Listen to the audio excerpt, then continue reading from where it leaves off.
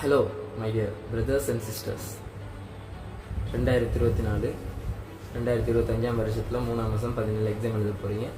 So உங்களுக்கு இந்த கதை ஒன்று இருக்குது. உங்களுக்கு இந்த கதை ஹெல்ப்ஃபுல்லாக இருக்கும். குட்டி கதை.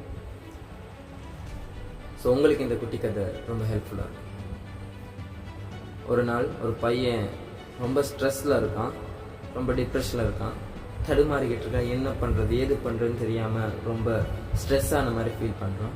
ஸோ அவங்க அப்பா அதை நோட் பண்ணுறாரு. என்னப்பா பிரச்சனை அப்படின்னு கூப்பிட்டு கேட்குறாரு.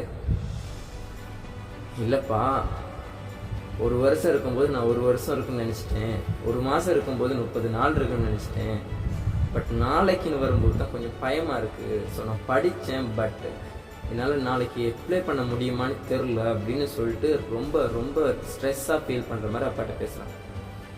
ஸோ அவங்க அப்பா சிரிச்சுட்டே சொன்னார், என்னப்பா இது நீ ஒரு மாதத்துக்கு முன்னாடி அனலைஸ் பண்ணியிருந்தாலும் படிச்சிருக்கலாம், ஒரு வருஷத்துக்கு முன்னாடி அனலைஸ் பண்ணியிருந்தா நல்ல ரிசல்ட் போடுறதுக்கு எஃபர்ட் போட்டிருக்கலாம். பட் ஒரு நாளை வச்சு நம்மளால் எதுவுமே பண்ண முடியாது. பட் ஒன்றே பண்ணலாம், கான்ஃபிடென்ட்டாக போயிட்டு எக்ஸாம் எழுதலாம். எப்படியுமே இந்த நாள் முடிஞ்சே தான் போகும். இந்த நாள் முடிஞ்சால் நாளைக்கு சூரியன் விடிய தான் போகும். அந்த நாள் உன்னோட நாளாக இருக்கட்டுமே. கான்ஃபிடென்ட்டாக எக்ஸாம் எழுதுவேன், கான்ஃபிடென்ட்டாக எனக்கு இருந்து நீ கற்றுக்கோயேன், இனிமே இதை ஒரு பாடமாக எடுத்துக்கோயேன் அப்படின்னு சொல்லி நிறைய சொல்கிறார். இல்லைப்பா என்னால் முடியுமான்னு தெரிலன்ற அந்த ஒரு வேர்டை விடுறான். அவங்க அப்பா அப்படியே முகமெல்லாம் சிவந்து போகுது. ஏன்பா அப்படின்னு. உன்னால் முடியாதுன்னா இந்த உலகத்தில் யாராலையும் முடியாது, நீ நம்பணும். நீ நம்புற வரைக்கும் உன்னை யாரும் நம்ப மாட்டாங்க.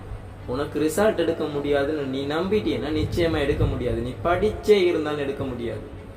எக்ஸாம் கஷ்டமா வரும்னு போகாது, லேசா வரணும்னு சொல்லிட்டு திங்க் பாசிட்டிவ் ஆல்வேஸ்ன்னு சொல்றார். செம்மையா மோட்டிவேட் பண்றார். உன்னால முடியும்னு நீ நம்பு. உன்னால முடியலைன்னா யாராலையும் முடியாதுன்றதை நீ நம்பு. உன்னோட வாழ்க்கையில நீ தான் உனக்கு எல்லாமே நீ நம்பு. கான்ஃபிடென்ட்டா எக்ஸாம் எழுது. நீ படிச்சே இல்லைன்னாலும், நீ ரெடியாகவே இல்லைன்னாலும் கான்ஃபிடென்ட்டா எக்ஸாம் எழுதுனா சக்சஸ் ஆக வாய்ப்பு இருக்கு.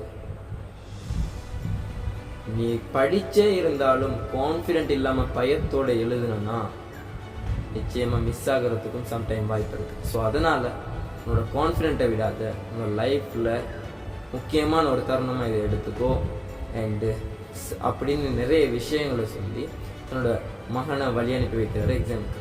ஸோ அவனும் படிச்சுட்டு அடுத்த நைட் கான்ஃபிடென்ட்டாக போயிட்டு எக்ஸாம் எழுதுறான். அவன் நினைச்சதை விட பெஸ்ட் ரிசல்ட் வருது. The moral of the story is, fear will not take you forward, but confidence will take your success.